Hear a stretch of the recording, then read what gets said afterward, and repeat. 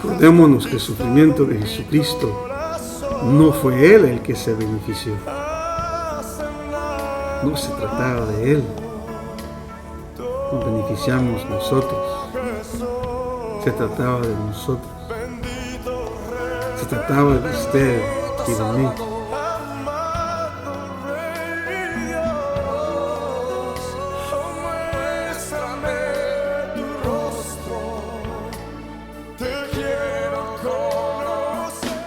Paz a vos, hermanos y hermanas, que Dios nos bendiga. Pastor Elmer, una vez más aquí saludándolos, esperando que todos estén bien, que Dios nos esté bendiciendo a cada uno de ustedes, que todos están saludables, que se están manteniendo con alegría, y quizás más importante que su fe sigue fuerte, que no han sido debilitados por estos momentos, estos días que estamos viviendo. Una palabra para ustedes hoy, otro sábado que nos vemos de esta forma, esperando que me regalen un poco de su atención, si me regalan unos minutos. Como saben, este sábado comenzamos nuestro servicio en inglés, y creo que estamos bastante contentos y ansiosos de ver cómo nos va, y sabiendo que Dios nos va a cuidar, Dios nos va a bendecir. Nos hacen falta, nos van a hacer falta ustedes que no van a poder venir, pero espero que esta palabra les llegue, que les hable su corazón como le ha hablado a la mía. Si me acompaña una oración para comenzar nuestra lectura de hoy. Padre que habitas en lo más alto, Dios, a ti sea la honra, a ti sea la gloria siempre, Padre. Dios, la palabra siempre es tuya, tú inspiras, tú motivas. Tú eres Dios, el que da palabra, el que da sabiduría y entendimiento. Te pido, Jehová, que la palabra de hoy, Padre, esta palabra sea tuya, Padre, continúe siendo tuya cualquier parte mía, Dios. Remuévela, Padre, simplemente habla tú, úsame como instrumento tuyo. Y que tu palabra llegue al corazón de cada quien, de cada persona que lo escucha, que necesita, que desea, que tiene ansiedad de ti, Dios, que haga el efecto que tú deseas, y que tu palabra nunca regrese vacía. Al final de todo, Dios, que la honra y la gloria siempre sea para ti y para ti solamente. Te lo pido, te lo ruego en el precioso y único nombre de Jesucristo. Amén.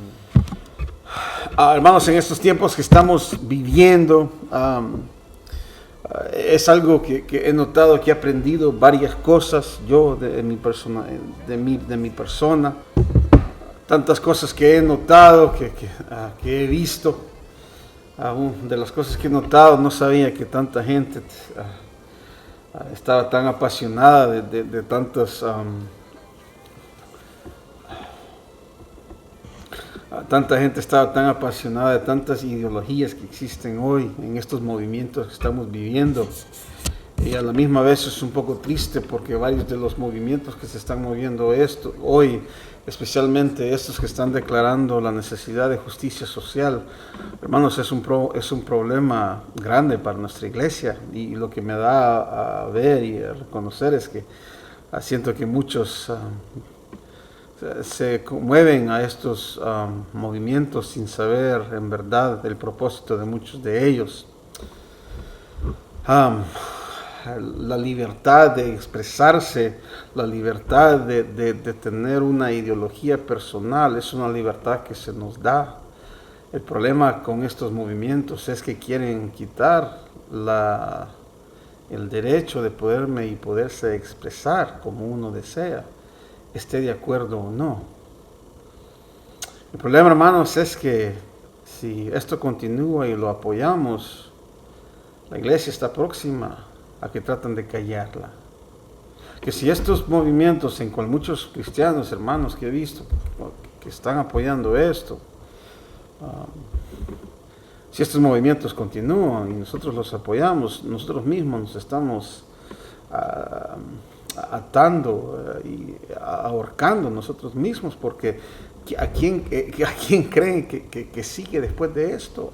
Si lo que nosotros creemos como iglesia, lo que nosotros creemos que la Biblia manda, no está en acuerdo en lo que el mundo siente. Así que la libertad de poderme expresar como yo deseo, como Dios me permite, puede hacer que dentro de muy poco tiempo, hermanos, vengan a nuestras iglesias, a nuestros hogares y también nos traten de callar.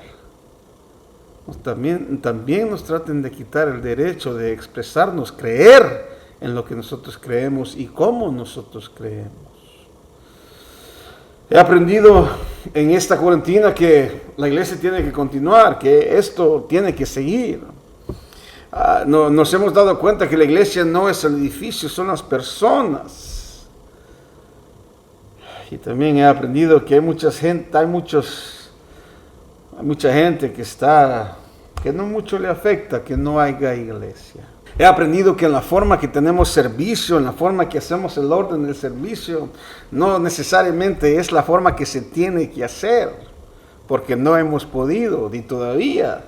Y lo hacemos en nuestra casa, que significa que todavía tiene valor. Y que la forma que lo hacemos es como la forma que nosotros deseamos.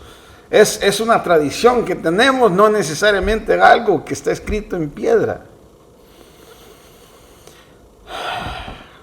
He aprendido que los cristianos no son excluidos cuando hay sufrimiento.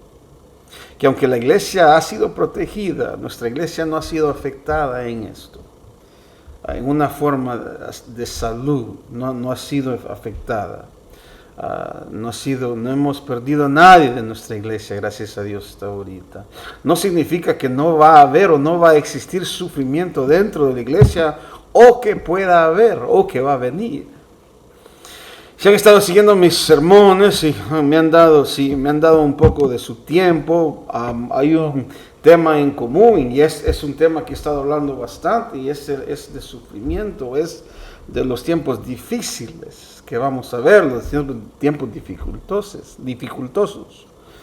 Hemos sido probados, hemos sido testeados en esto, pero en verdad hemos sido bendecidos. El Señor nos ha guardado, nos ha protegido. Hemos visto la mano de Dios en nuestra iglesia. Pero no significa, y entienda que no significa que no vamos a ver sufrimiento. No significa que nadie va a sufrir o que no va a ser probado. No significa nada de esto. Y el texto de hoy es uno de mis favoritos. Y lo encontramos, el texto de hoy lo encontramos hoy en Lucas capítulo 22, 31 al 34. Uno que ya de varias veces he hecho referencia a él y es uno de mis favoritos, pero no creo que nunca he predicado de él y hoy tengo el deseo de hacerlo. Dice, para comenzar el primer verso, Lucas capítulo 22, versículo 31, Simón, Simón, mira que Satanás ha pedido zarandearlos a ustedes como si fuera trigo. Quiero dar un poco de contexto. Acaban de estar sentados celebrando lo que usted y yo conocemos como la Santa Cena. El Señor la acaba de instituir esta cena. Es la cena, la última cena antes de la crucifixión. Judas ya hizo lo que tenía que hacer, casi termina su trabajo, se va para terminar su trabajo. Jesús establece esta nueva celebración. Los apóstoles no tienen ni idea en verdad lo que simboliza todo esto. No saben lo importante de lo que acaban de hacer, no tienen ni idea. Y sabemos que no tienen ni idea porque acaban de comer lo que llamamos la Santa Cena y comienza una discusión entre ellos. Y es una discusión bastante inmadura. Una discusión donde se ponen a pelear y quieren saber quién va a ser más grande en el cielo, quién va a ser más grande. Y el Señor en su forma como que les dice, el más grande voy a ser yo, pero tengan por seguro que ustedes van a tener lugar, van a tener un rol, van a tener una tarea que hacer en el reino. Y les da buenas noticias a ellos. Lo podemos ver en el verso 28, ahora bien, ustedes son los que han estado primero a mi lado y en mis pruebas, pero yo, dice el 29, yo mismo les concedo un reino, así como mi Padre me concedió a mí. Les da buenas noticias y eso es algo en cual se pueden placer, el cual les puede gustar. Y después como que ve hacia Pedro y le dice, Simón, Simón. No le llama Pedro, aunque su nombre ya le había llamado de Pedro, como que regresa a quien Pedro era antes y hoy le dice, Simón, Simón. Satanás ha pedido para zarandearlos como si fueran trigo. Y quiero que noten, porque usualmente no se habla de esto. Dice zarandearlos, y en el inglés también, cuando dice you o usted, es plural, no solamente le está hablando, se está refiriendo a Pedro, pero se está refiriendo también a todos los apóstoles. Y si en la versión que estoy leyendo dice, Satanás ha pedido para zarandearlos a ustedes, zarandearlos. Mire, Satanás ha pedido para zarandearlos a ustedes como si fueran trigo. Satanás ha ponido el pedido, ha hecho el pedido, me ha llamado y le pidió a Dios y me pidió por ustedes, me pidió por ti, Pedro. Ha sometido una aplicación para ti, para que tú seas zarandeado, para que seas probado, para que pases por eso, para que sientas un poquito de dolor. Y aunque está hablando con Pedro, no solamente está hablando con Pedro, pero está hablando con todos los apóstoles. Aunque Judas ya había sido probado, Judas no pasó la prueba. Faltaban 11. Obviamente podemos notar la grandeza de Dios en cual y cómo Satanás se somete al Señor, porque no dice que Satanás ha mandado, sino que dice Satanás ha pedido para zarandearte.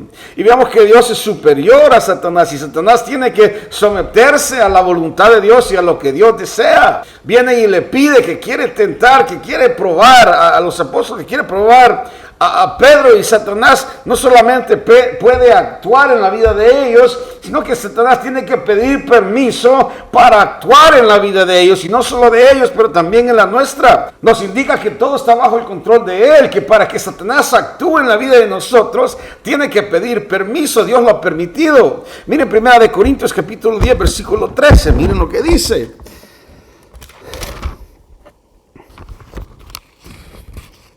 Ustedes no han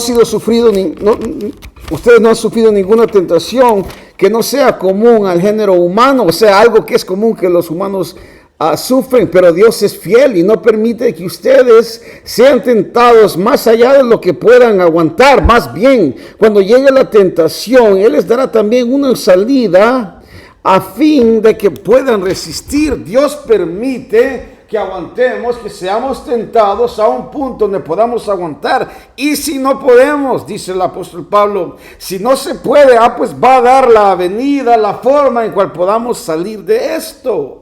Dios lo ha permitido porque Él sabe que podemos. Y quizás cuando comenzamos a dudar nosotros mismos, cuando creemos que no podemos, Él mismo da en la forma que podemos salir de ella. Y no es la primera vez que Satanás llega a donde Dios, no es primera vez que va y pide permiso o tenta a uno de sus hijos o lo hace sufrir. Si vamos a 2 de Corintios. 2 de Corintios capítulo 12, vamos a leer del 7 al 10. 2 de Corintios capítulo 12. 7 al 10, miren lo que dice, una lectura que ustedes conocen, es conocimiento común.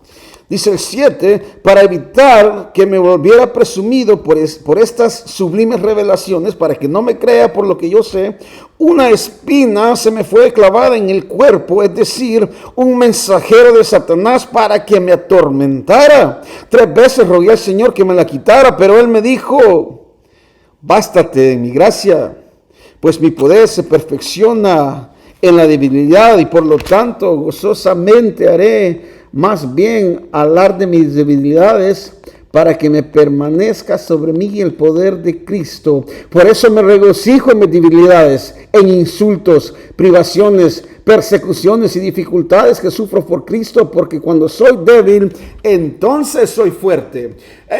Pablo mismo le llama a que tiene algo en la carne, en la piel, que lo hace sufrir, que le da dolor. Y Pablo comienza a pedir y le pide 3 veces. Y le aseguro que cuando Pablo pidió, no pidió en la forma que usted y yo pedimos. Quizás, le aseguro que Pablo cuando pidió quizás y oró y rogó por horas, para que el Señor le quitara esto que tenía en la piel, porque estaba sufriendo, porque dice que le llama un mensajero de Satanás. El hombre tiene dolor, está sufriendo, le duele. Y le pidió al Señor, y el Señor le responde después que él le haya pedido. Y el Señor le responde después de pedirle.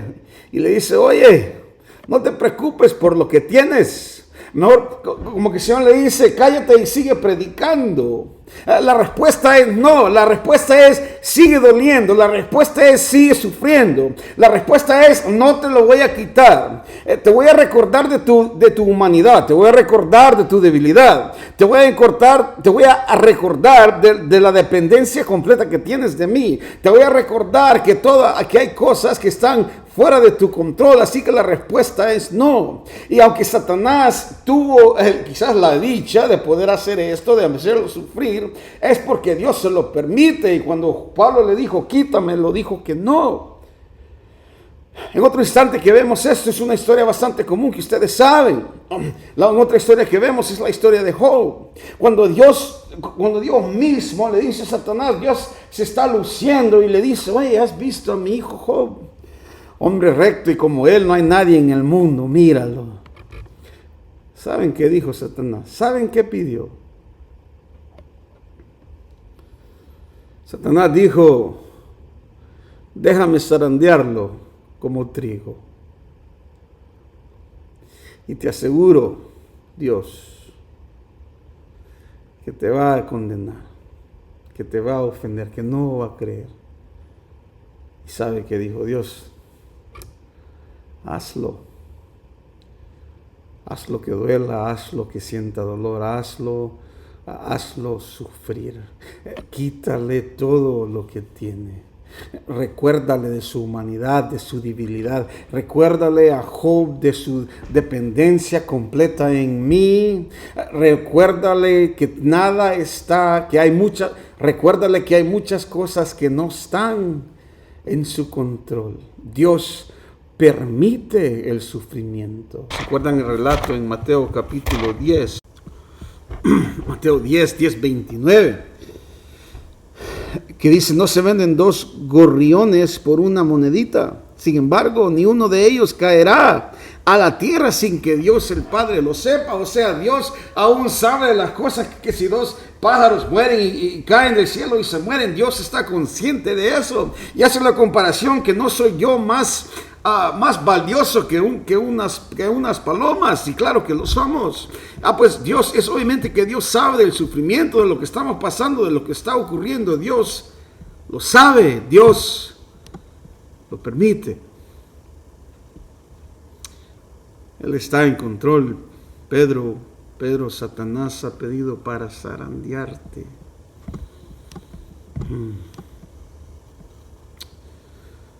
Zarandearte como trigo. ¿Saben cómo se zarandea el trigo? Toman el trigo y lo comienzan a mover. Le llaman sifting, donde se comienza a mover y las partes innecesarias se mueven. Las partes innecesarias, las que no se necesitan, comienzan a caer. Es como antes como hacían el oro, cuando recogían todo y lo comenzaban a mover para que toda la tierra se salga y solo quede el oro. De esa misma forma se hace con el trigo, que se comienza a zarandear para que solo quede lo importante, para que solo quede lo necesario, para que todo lo que es basura, para que todo lo que no sirve se comience a ir y solo quede las partes que son importantes, para lo que se necesita para sostenerse. Que es necesario, lo que se necesita.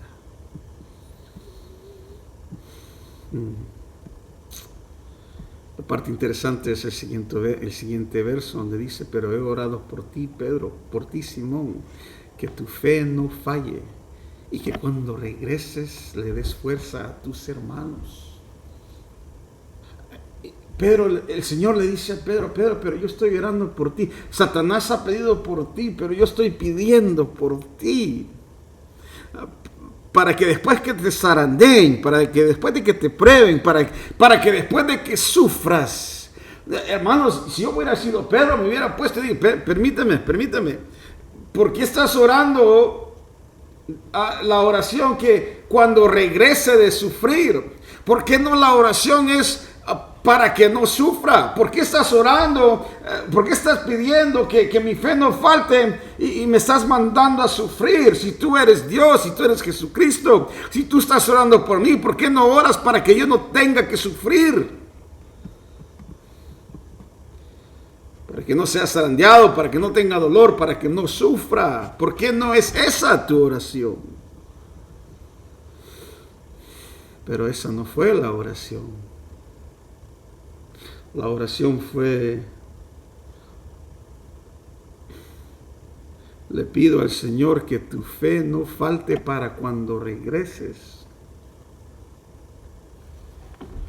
Yo te estoy animando, yo estoy en tu esquina, yo estoy aquí por ti, yo le estoy pidiendo al Señor por ti, yo sé que tú puedes, yo te estoy animando a que sí, te estoy exhortando porque sí puedes pasar este momento difícil, sí puedes pasar esto, yo estoy aquí, vamos a permitir que seas zarandeado, yo voy a estar en oración por ti, porque lo que es la zarandeada, lo que es zarandear es necesario para el ministerio. El sufrimiento es necesario para la iglesia, porque cuando salimos del otro lado, cuando pasamos a través del sufrimiento, del ser zarandeado, nosotros tenemos la habilidad de poder reforzar y ayudar a nuestros hermanos. Podemos hablar de las tribulaciones que tuvimos, podemos hablar y testificar de lo bueno que Dios fue aún en medio de mi tribulación. Somos el ejemplo de fe que podemos usarnos nosotros mismos como un ejemplo de fe de que Dios nos sostuvo. Se va a usar usted en su ministerio para ayudar a la fe de otros hermanos.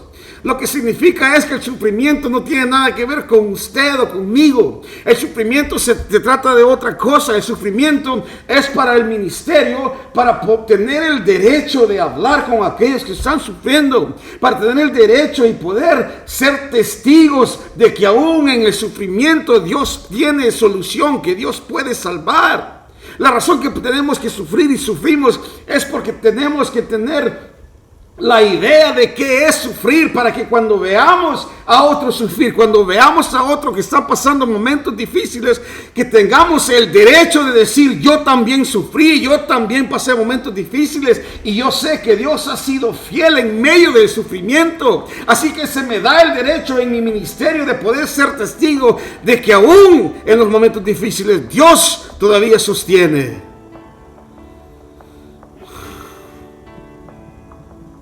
No se trata de usted. Los ministerios no se tratan de nosotros. Los ministerios y el sufrimiento no son para nosotros solamente. Son para otros. Acordémonos que el sufrimiento de Jesucristo no fue Él el que se benefició.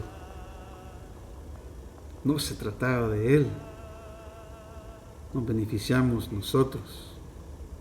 Se trataba de nosotros.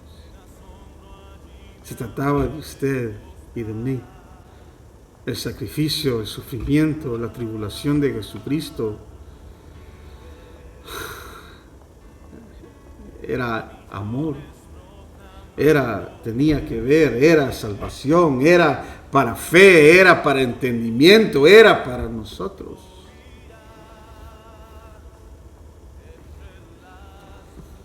Y por eso se permitió. Y hermanos, y en eso de ser zarandeados, la palabra dice: más de ti y menos de mí. Significa que cuando estamos siendo zarandeados, todo lo que no se parece a Él tiene que comenzar a deshacerse, a quitarse. que cuando comenzamos a ser zarandeados, todo lo innecesario también se está quitando, y solo lo que es útil al ministerio y útil al reino de Dios, útil al trabajo del Señor, es lo que debe de quedar. La luz la aprendemos a apreciar solo cuando ha habido oscuridad. Es solo cuando hemos perdido que podemos deleitarnos en victoria.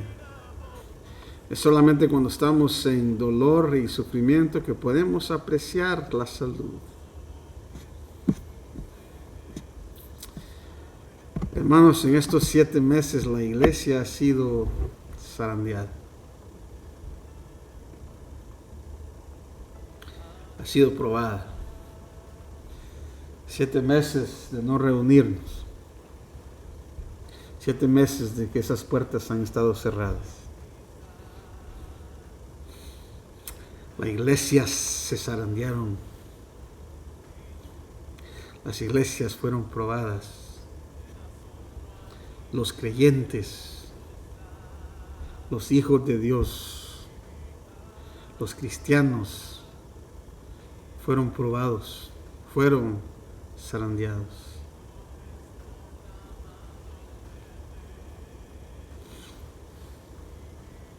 ¿Qué habrá quedado?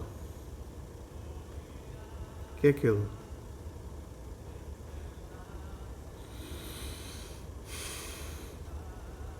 ¿Qué ha quedado? ¿Y qué va a quedar? No somos zarandeados para que perdamos fe, sino para que crezcamos en ella.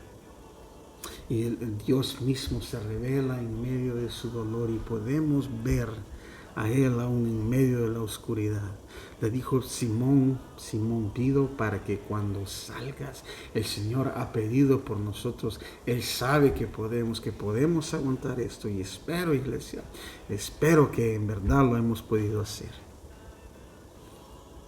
Solamente porque el edificio cierra no significa que dejamos de ser iglesia.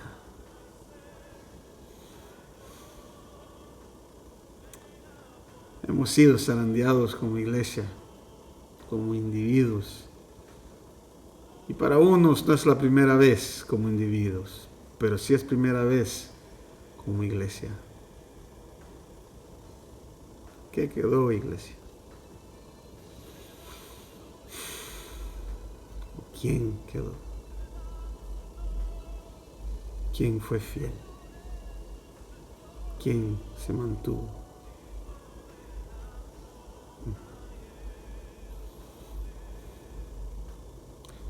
Nuestros momentos difíciles no son para nosotros solamente. También son para aquellos que nos rodean, para nuestro mismo ministerio, que nos indica y nos deja saber que pase lo que pase, el don y el ministerio no se da en la iglesia, lo da Dios al individuo. La iglesia es el lugar donde lo comenzamos a usar.